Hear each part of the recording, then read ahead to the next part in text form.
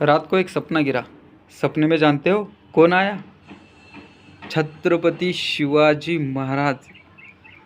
और उन्होंने हमसे पूछा, क्या हालचाल है, कैसा है महाराष्ट्र हमारा? तो मैंने कहा महाराष्ट्र के बारे में जितना हो सके उतना बताया। फ़िलहाल क्या चल रहा है वह भी पूछा। तो मैंने उन्हें जवाब दिया, फ़िलहाल तो चल रहा है, ठीक ठाक है। जीडीपी महाराष्ट्र की थोड़ी बढ़िया है। सबसे ज़्यादा अमीर भी राज्य हमारा ही राज्य है। मगर हमारा जो लूट हो रही है थोड़ी बार, उसके पीछे कौन देख नहीं रहा है। और रही बात लेटेस्ट की, तो मराठा आरक्षण जो चल रहा है बवाल, वो क्या देरी के लिए तैयार नहीं है। तो छत्रपति शिवाजी महाराज ने रिप्लाई दे दिया सपने में। हाँ, मुझे तो यकीन नहीं हो रहा था कि यह एक सपना है, मगर वो हकीकत लग रहा था कि काश यदि वो सच हो जाए।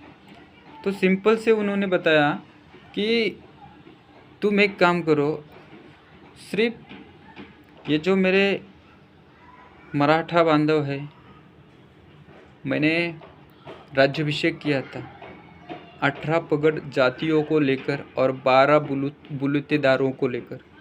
इन सबको मैंने एकत्रित कर कर एक राज्याभिषेक किया था, सबको एक ताकत दी थी। और उसके हिसाब से आज उनकी हालत आरक्षण मांगने पर तुली है। मैंने मराठाओं को जहागिरी दी थी, और वह जहागिरी उन्होंने मिटा कैसे दी? अरे बेटे, मैंने उत्तर दिया, कुछ नहीं राजा, वो आते हैं फिरंगी, वो कंपनी डालते हैं, और वो कंपनी के लालच में किसानों को ज़मीन का बहुत पैसा देते हैं। जो मराठा जहागिरी दिखाने के लिए फॉर्चूनर लेते हैं और ज़मीन को बेच देते हैं उन्हें। तो बोले कौन कौन कंपनियां लेता है?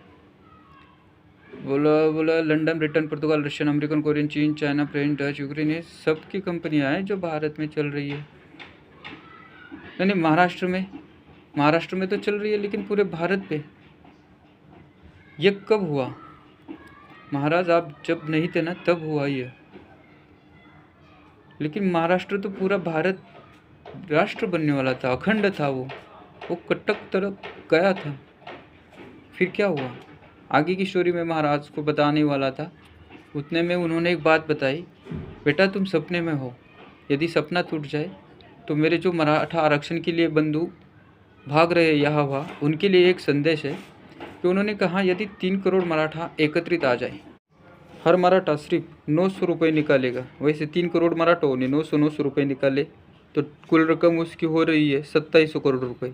यदि 2700 करोड़ को हम लेकर किसी कंपनी में इन्वेस्ट करेंगे, तो उसकी रकम जो है, उस रकम में हम भारत में हमारी कंपनियां डाल सकते हैं। उसका मुबदला क्या होगा? आरक्षण का और इसका संबंध क्या है? देखो भाई, दोनों भी पैसे के लिए ही बने हैं। आरक्षण मिलेगा तो नौकरी अच्छी लगेगी, पढ़ाई में थोड़ी छूट मिलेगी, जो कुछ रहेगा उसका मुबदला सिर्फ पैसा मिलेगा। दोनों का ही अर्थ है पैसा, तो हम सीधा पैसे पे वार करते हैं। यदि यह कंपनियां डालकर जिसने भी 900 रुपये का शेयर उस कंपनी में लगाया है, उस 900 रुपये के बदले जब वो कंपनी तैयार होकर उस कंपनी का सिर्फ 3 करोड़ वस्तुएं बिक जाए, तो जिसने भी 900 रुपये निकाले थे, उस 900 रुपये के बदले जिस गाड़ी की कीमत मानो कम से कम 80,000 रुपये ही पकड़ेंगे, तो जिसने 900 रुपये लगाया था, उस 900 रुपये के बदले उसका पहला पेमेंट जो है 80,000 रुपये का बन जाएगा। वैसे ही जैसे आगे ज़िंदगी भर कंपनियां चलती रहेगी, वैसे उसका इनकम आता ही रहेगा। तो सोचो दोस्तों, वो 900 रुपये कितने बड़े हैं, जो तुम इस जन्म में मर जाओगे और तुम्हारी अगले जो पीढ़ी संतान रहेगी, उसका वारिस यदि वो रहेगा, तो उसको उसका पैसा मिलता ही रहेगा।